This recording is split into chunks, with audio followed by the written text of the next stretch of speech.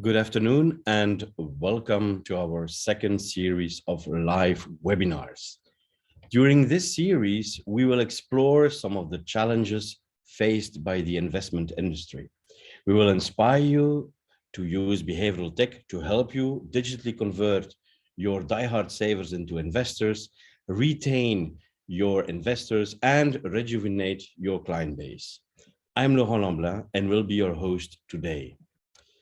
During today's session, I will focus on an acute challenge in the investment space, converting savers into investors. After the session, we will take some time for questions. Please do not hesitate to post your questions in the chat. And without further ado, let's immediately start and call the elephant in the room by its name, cash. And there is plenty of it. We see cash piling up everywhere, literally everywhere, month after month, breaking new records. This is not a recent trend or COVID related. It already started years before and gained serious momentum over the years. And although there is no real alternative to investments, many banking clients do not hold any investments at all. Why? Well, financial institutions are quite successful at addressing people who are inclined to invest. The usual suspects and some new clients have already found their way to investments, but many people completely stay clear of investing, especially savers and even wealthy savers. They don't own investments and are not interested in buying some. So the challenge has become very simple. Turn savers into investors digitally. Yes, digitally, as in digitally without any human intervention. You can't push people, it just doesn't work, especially when there is no human involved. So how to solve this problem in a digital context? We will explore some traditional industry go-to solutions and inspire you with some novel ones as well. First solution, let's launch a product. And often in the investment space, when confronted with a problem, we offer yet another product. But unfortunately, when aimed at non-investors, these products tend to be defensive or short-dated propositions at best. And given the current market circumstances and the short horizon, these solutions struggle to provide any upside. Of course, you can beautify the process, you can beautify the customer experience, you can tweak some of the product's features, but it doesn't alter the content nor the mindset and taste of the client. It will not change his clear preference for savings. So furthermore, selling investments most of the time kicks off a compliance journey. And honestly, while risk profiling is necessary and helps mitigate some overeager, zealous investors, it's entirely off-putting for savers. For many savers, just the mere sound of the word investing already triggers allergic reactions. Consequently, when confronted with the typical profiling journey and the magnified risk of investing, they immediately quit the journey even before even starting. A lot of savers have no clue what investments might really mean for them. They never get past the rejection. But in this case, we could just also teach them. Yep, let's do that. Let's teach them. And that's the solution we actually often use, time for some financial education. Let's solve the problem by pointing at the virtues of investing. And there are plenty. And indeed, there is a strong case for financial education. Unfortunately, it tends only to appeal to the usual suspects. Savers will always object. I never invested before. I don't like uncertainty. And it always boils down actually to the same, I don't want to lose my money. But in reality, they are already losing money. How to put it, they live in a monetary illusion. And let's tell them maybe the inflation story to see if that works, to see if they wake up on that story. And when brought correctly, it's true, the inflation story surely helps to convert some clients. Indeed, desperate to avoid certain losses, some clients will shift some of their cash to investments, albeit reluctantly, but they will. But what about the others? What with those that do not feel, who don't see inflation as a problem? Indeed, the inflation concept is challenging to grasp because you may know or even understand it, but you don't feel it, at least not in the short term. Some savers are even so hooked on their cash, really cash junkies, that warning them about the dangers of inflation is ineffective, even counterproductive. Just by telling them that inflation might harm their wealth, they get even more stressed and uncertain about their savings and start saving more to alleviate the stress of losing purchasing power. And indeed, inflation might be silently and actively killing their wealth in the long term. It is not a problem now. It's only a problem later. So let's keep and build up the cash to counterbalance the future problem is often their go-to mantra. So the third solution is that, well, some banks have found it. They pass on their cost to their clients and they start charging negative rates and let the clients feel the pain now.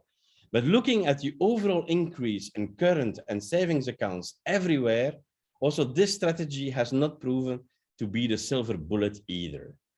Other banks are even pushing the envelope even further, or they might be so desperate to get rid of excess cash. And what they do is actually, well, we see it here, German banks actually tell their customers to take deposits elsewhere.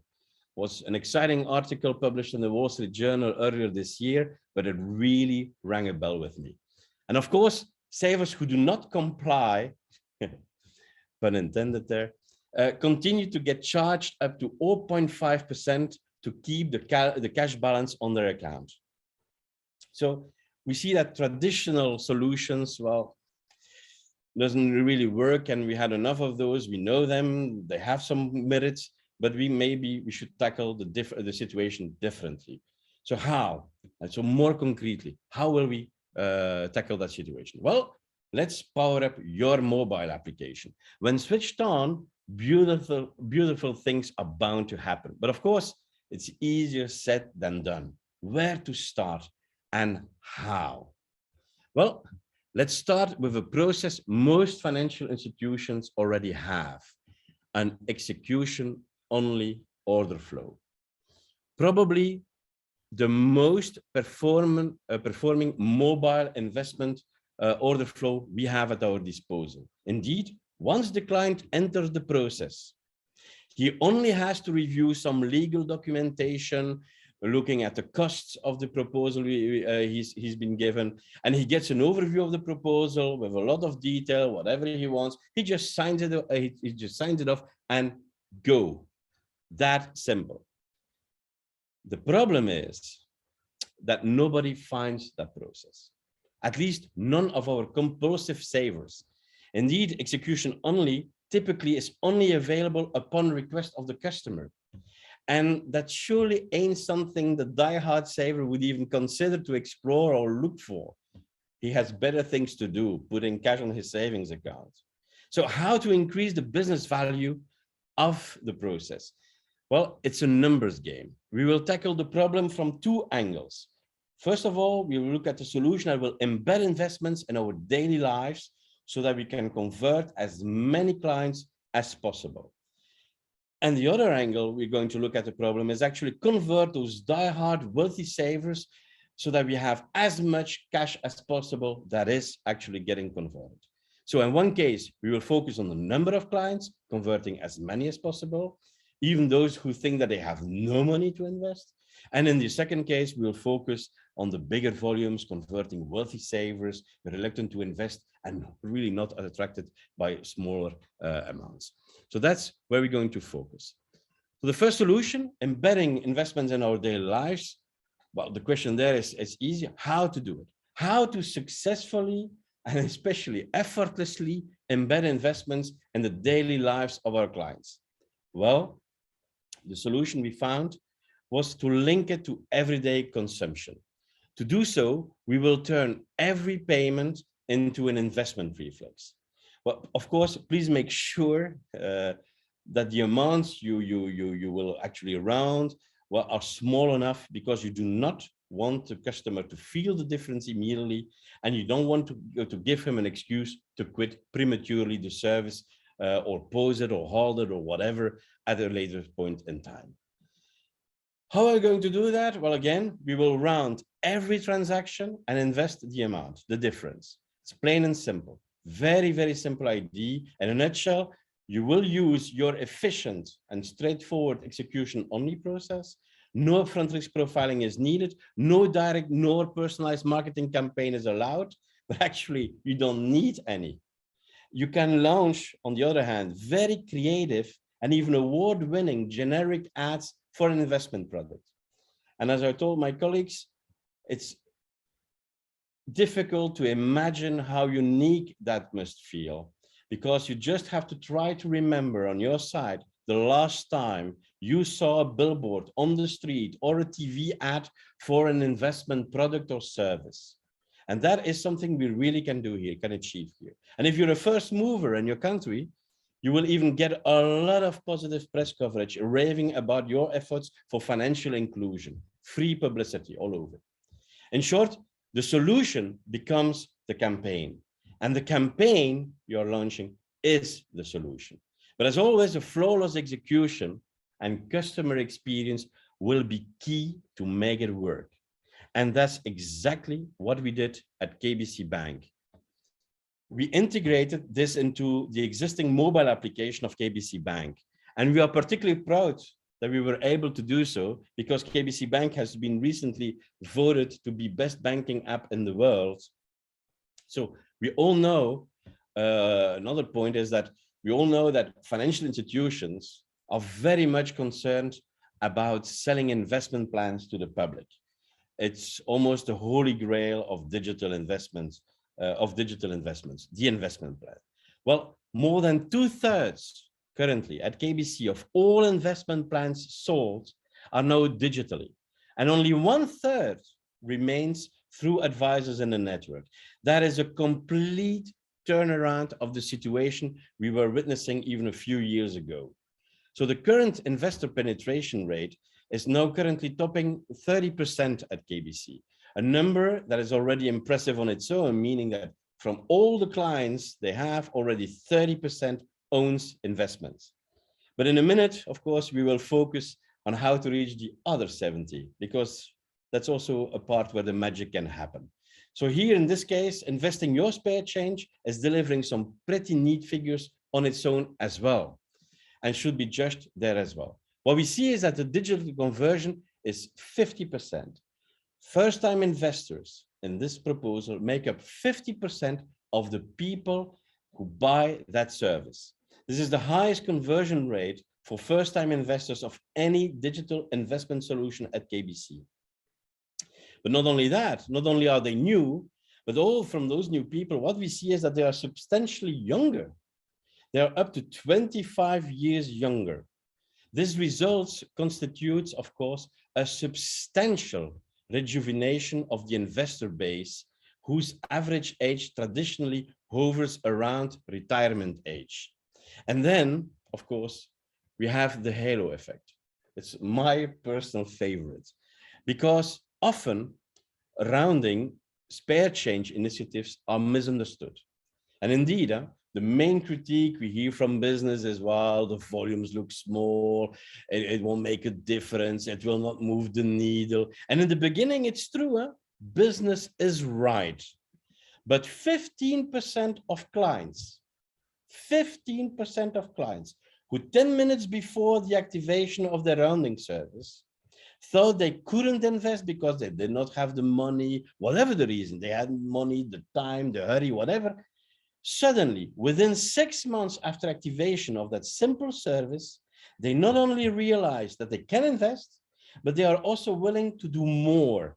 And they start picking up other investment products, such as regular investment plans, pension funds, etc. So it's really a stepping stone towards getting them not hooked on cash, but getting them hooked on investments, and actually also making their client life, shelf life, let's call it like that, even much longer. So, and now it's time, of course, to focus on the last target group, the ones we are still, all of us, struggling with, converting the wealthy savers. And to do so, well, we have to increase the business value of the execution only process by adding some commercial leverage. And when I hear saying that, it always sounds like a LinkedIn lingo, but actually what I do here is refer to the good old-fashioned trigger, but a smart trigger. Mind, we are not designing yet another commercial campaign, but what we want to realize here, what we want to achieve, what we want to build as a true conversion engine. So let's actually put the trigger at work. The trigger has to work like a magnet and effectively attracting this target group towards your investment process. Not just another commercial campaign, but something that really triggers the personal interest of the diehard saver. And to do so, we have to place ourselves in the particular mindset. A mindset we actually all helped create and forge over the years. Indeed, what we have been doing since a long time, we have successfully educated that our clients need to build a buffer of N times monthly income. And of course, we were also helped by the fact that everybody knows they should save for later. Everybody knows that. And even most agree they don't do enough. So now imagine we have a customer starting to save in 2010. And as long as he doesn't reach that magical threshold, he continues putting cash on his savings account. He continues saving. And once he reaches his goal, he goes on saving because that's what he's been told to do by everybody. His family, his parents, his friends, his bank, his advisor, whatever. They all will push him to continue to do so. Well, and that's exactly what he does. And then suddenly, when he has accumulated a lot of cash above this threshold, well, financial institutions find him on their radar screens. And they eagerly ask him if he's ready to invest now. And then, of course, well, invariably, they all get the same answer. No thanks. Too much uncertainty. I never did it before. I don't know what to expect.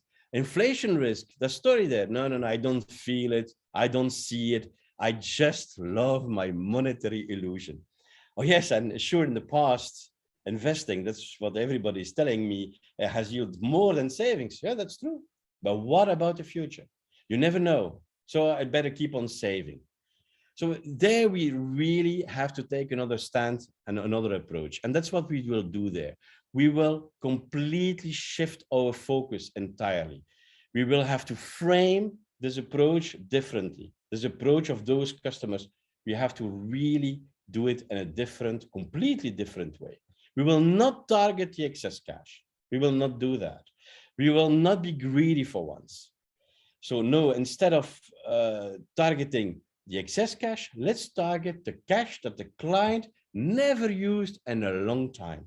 And how we will do that? Well, by triggering the client with a textbook nudge. So what's a nudge, of course? Well, it's a piece of obvious information that impacts behavior. I'll give you an example of a piece of obvious information that will impact his behavior, or at least his mindset. Did you know that your savings account never dropped below 10,000 euro in the last 10 years? Although maybe his balance is at 100,000. It's a simple, it's a very accurate, it's personalized statement that will elicit interest from the client. And because at the same time, we will also take a little bit the greed and his curiosity by playing on one universal truth. All other things equal, people prefer more to less. So even the most convinced, most conservative saver picks 0.12% on his money rather than 0.11% anytime. So these two components will help create a much needed digital engagement to actually enter the process. Simple. If only. We have one major obstacle there. We all know that as soon as we start using hyper-personalized triggering to communicate with a client about investments, this automatically kicks off an advisory process. And if you integrate the usual way of profiling, well, as you already know by now, you might as well stop here and abandon your conversion engine project altogether. It will just not work. So we need to come up with something different. And that is precisely what we did. We profiled these reluctant savers in a completely different and compliant way. We don't use lengthy questionnaires that just would kill off the little appetite they might have. There's not even appetite at that moment, just curiosity. No, we will do it in an interactive and very visual way. And we will be very mindful during that small process, a small profiling process, about their fear of losses. We will constantly use their vocabulary in the profiling by acknowledging also their typical saver's mindset. And we will have remained fully compliant without losing that nimble feel of an execution-only process. And the result of this journey is simple: a profiled client ready to invest a certain amount, maybe not all of his excess cash, but certainly a part of it, of the cash that he never needed for the last 10 years. We put it in a different daylight.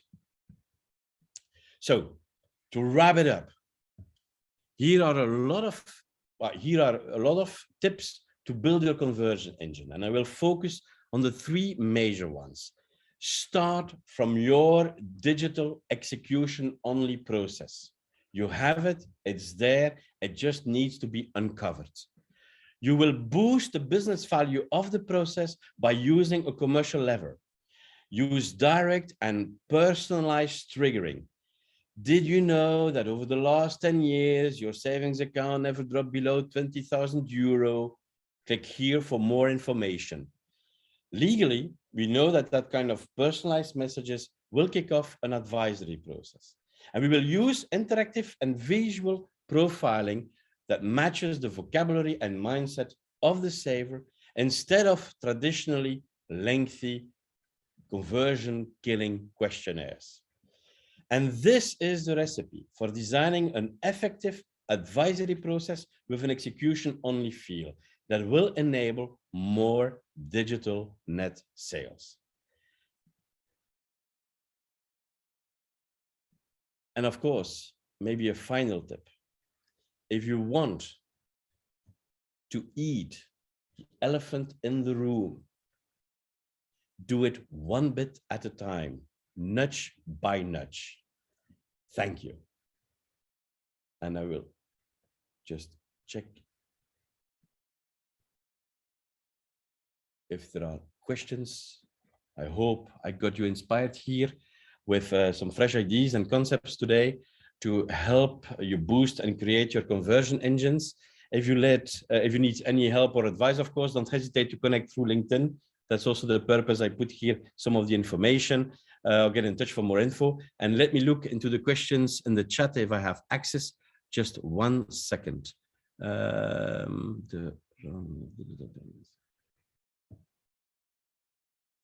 So the rounding of digital payments seems to generate very attractive qualitative results. Many young first-time investors. How large or expensive is the implementation to get started? Well, that's a very good question, of course. There are two things there. It depends, of course. If you start doing it on your own, then of course, it will take the time that your IT departments have decided that it will take up for a typical project. But you can also kickstart it giving it a head start by actually using a solution and using the expertise we have built in KBC Asset Management. We have a joint solution now with MasterCard that might actually help you to embed that solution very easily also in your process, so that you will actually do it maybe in a time frame of 3 months or even less, depending more on your availability on your side to actually start doing that implementation. I hope I replied to that question. I see another question coming in is, how do you target with the conversion engine? Is it for existing customer or also new ones? Well, we target existing customers who do not hold investments. That's the main preoccupation there. There are many of such customers. Most banks have very low penetration rates of not more than 5 to 10%. And that means that there is a vast, huge potential within a bank's existing customer base for conversion. That's something we really see and that we really target as a kind of customer. The add value of that is that actually we address these conservative savers, again, as I said before, with a particular approach, vocabulary, converting them with an execution-only feel and advisory process. And that is the main topic there. Why continuously invest all your funds, all the means, all the solutions to target the usual suspects when we have a blue ocean of existing customer base that actually do not hold any investments? How did you achieve building these products at KBC internally or with a partner? Yeah, well, some solutions we build, of course, with KBC IT is always one of the main partners there, but mainly everyone invested has our own partners. As I said before, for the conversion, for the rejuvenation engine, for sparing your investing your spare change, we work with MasterCard, but we also have other partners, depending your situation, that we work with that actually will help build those solutions, integrate them in your platforms in several countries.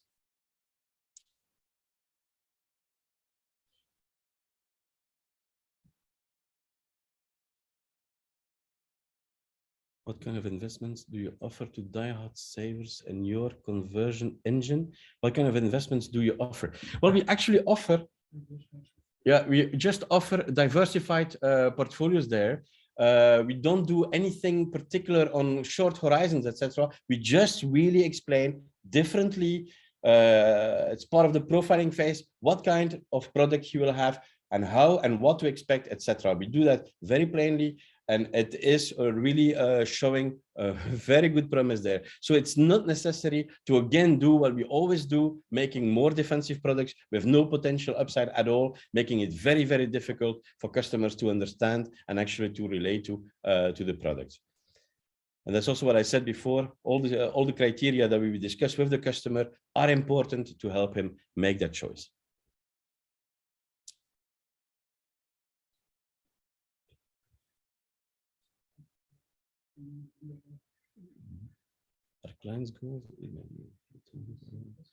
Our client goals, is related to retirement somehow incorporated in this process? Well, actually, in this process, no, we do not correlate it immediately to goals. Don't forget, those customers have already been approached in the past with a lot of products, even with pension funds, with the retirements, etc., etc. Those customers are not interested. They were not interested before, so we have to look at a different way of approaching them. So we will definitely not relate it to their retirement, because they think that for their retirement, they're doing well, they save. And when they're confronted with inflation, the only reaction they have, oh, stress, more stress, I just have to save more to compensate for the losses. And when they see the inflation rising, they have to even compensate even more, increasingly more there. So we will not link it to goals. The only goal we have there is for the customers who have no money, who don't think they have money, to actually start doing something that they feel themselves that they will have the money. And for the conversion engine, on the other hand, we will actually target those customers that for a very, very small part of the money that they really didn't need for the last 10 years, applying a lot of things there, while actually making sure that they will take a step further in the process. So we do not complicate it by using goals. Do I see other questions here?